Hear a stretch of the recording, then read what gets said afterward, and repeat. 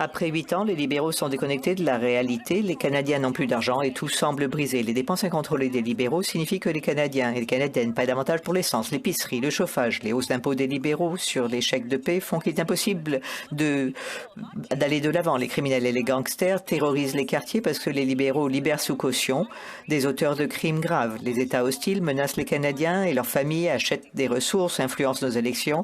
Le Premier ministre ferme les yeux bien durs. Le Premier ministre prend des vacances somptueuses dans des maisons de luxe payées par les contribuables alors que le coût du logement a doublé pour les Canadiens.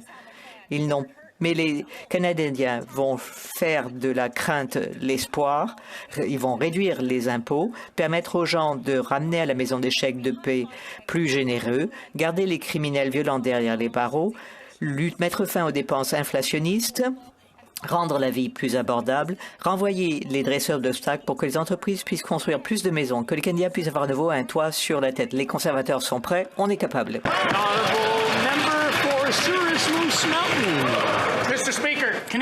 Monsieur le Président, partout au pays, les Canadiens se ressentent des échecs du Premier ministre qui leur rend la vie impossible. Il est temps que ça change. En tant que conservateurs, nous avons une approche de bon sens pour les gens ordinaires.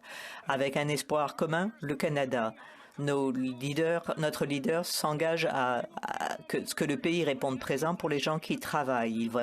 Nous allons mettre fin au déficit inflationniste, éliminer l'escroquerie de la taxe sur le carbone, permettre aux gens de ramener à la maison des chèques de paie moins amputés.